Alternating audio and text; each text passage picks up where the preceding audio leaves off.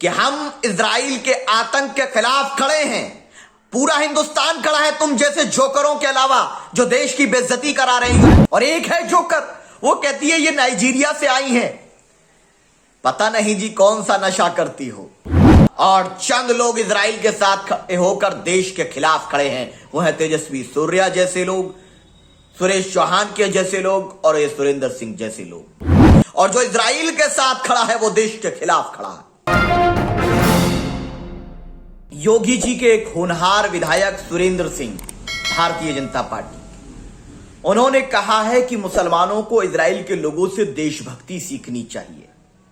तो सुनिए विधायक जी, और इस मानसिकता को रखने वाले तमाम नफरतबाज सुन ले, भारतीय जनता पार्टी और संघ परिवार के लोग खास करके सुन ले इस बात को कि मुसलमान कभी भी आतंकवाद से, शैतानियत से, इंसानियत के दुश्मनों से, जानवरों से कोई देशभक्ति नहीं सीखेगा। हम हिंदुस्तानी हैं, हमें अगर सीखना होगा तो हिंदुस्तान की मिट्टी में दफन अपने आबाओ अजदाद जो इस देश को छोड़कर पाकिस्तान नहीं गए बल्कि हिंदुस्तान में रह करके हिंदुस्तान के लिए जीना और मरना स्वीकार किया, हम वीर अब्दुल हमीद और ब्रिगेडियर उस्मान और तमाम उलेमाए किराम जिन्होंने अंग्रेजों के खिलाफ जिहाद का फतवा देकर इस देश को आजाद कराया, हम उनसे देशभक्ति सीखेंगे। लेकिन तुम बताओ किससे सीखोगे? माफी मांगने वाले सावरकर से सीखोगे? गांधी जी को गोली मारने वाले गोडसे से सीखोगे? या आईएसआई को सूचना देने वाले ध्रुव सक्सेना से सीखोगे? बताओ किससे सीखोगे? क्या आसाराम बापू से सीखोगे? राम रहीम से सीखोगे? आप बताओ किससे सीखोगे? सुरेंद्र सिंह बताओ, भारतीय जनता पार्टी के विधायक। लेकिन आज हम यह स्पष्ट कर दें कि हम इजराइल के आतंक के खिलाफ खड़े हैं। पूरा हिंदुस्तान खड़ा है तुम जैसे जोकरों के अलावा जो देश की बेइज्जती करा रहे हैं। यूनाइटेड नेशन में इंडिया पैलेस्टाइन के साथ है और चंद जोकर, देश के दुश्मन, भारत की बेइज्जती कराने वाले सुरेंद्र सिंह जैसे लोग नफरत फैला रहे हैं।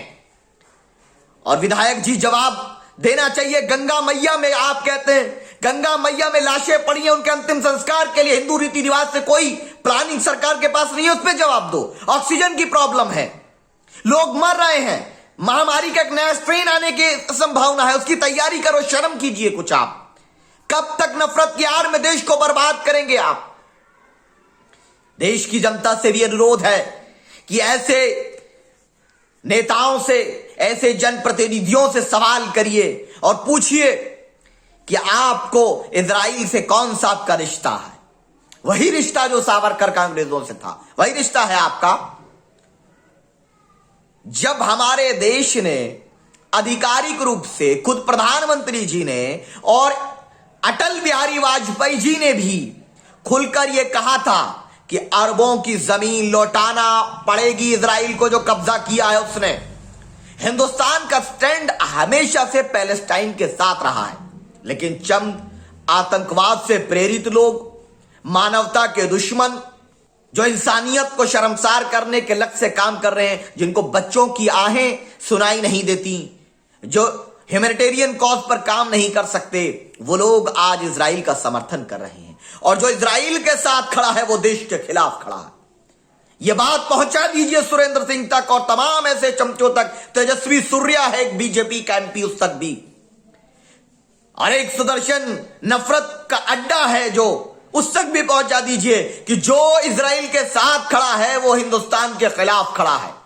जो पैलेस्टाइन के साथ खड़ा है, फलस्तीन के साथ खड़ा है, वो हिंदुस्तान के साथ खड़ा है। तो दो विचारधाराएं आज देश में खड़ी हैं। 99% लोग पैलेस्टाइन के साथ खड़े हैं, भारत सरकार समेत, और चंद लोग इजराइल के साथ खड़े होकर देश के खिलाफ खड़े हैं। वो है तेजस्वी सूर्या जैसे लोग, सुरेश चौहान के जैसे लोग और ये सुरेंद्र सिंह जैसे लोग। इनको पता भी नहीं कि क्यों समर्थन कर रहे हैं। मानवता ये सिखाएंगे। एक बार फिर हम ये स्पष्ट कर देना चाहते हैं कि हम कभी भी आतंकवाद का समर्थन नहीं करेंगे। We believe in humanity, peace and justice, शांति, न्याय। हमारे लिए सर्वोपरि है और उसके लिए हम प्रयासरत थे, प्रयासरत हैं और रहेंगे। यह मुद्दा नहीं है कि जो गंगा की रेत पर लाशें पड़ी हुई हैं वो किसी ब्राह्मण की हैं, ठाकुर की हैं, वैश्य की हैं, दलित की हैं, आदिवासी की हैं, किसकी है यह मुद्दा नहीं है। वो मानव जात की लाश हैं और उनके अंतिम संस्कार जो रीति रिवाज से होता है उसको कराने की मांग हम भारत सरकार से पूरे एंटायर कंट्री को कंसीडर करते हुए, और जहां उत्तर प्रदेश में ये घटनाएं आई हैं सामने, उत्तर प्रदेश के मुख्यमंत्री से मांग करते हैं। और एक है जोकर, वो कहती है ये नाइजीरिया से आई हैं।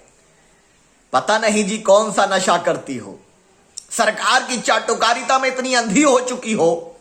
मैं तो ये सोचता हूं कि क्या एक महिला भी इस प्रकार की अमर्यादित और एकदम असहनशील हो सकती है? बहुत असंभव है। लेकिन यह हमें कंगना रनौत जैसी इस जोकर से देखने को मिला।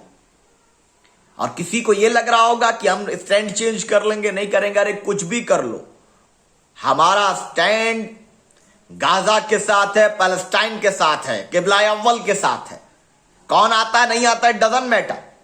We always stand with justice and peace. सभी अहम खबरों के लिए न्यूज़ MX को सब्सक्राइब करें, साथ ही बेल आइकॉन को जरूर दबाएं। लाइक, शेयर, कमेंट करना ना भूलें।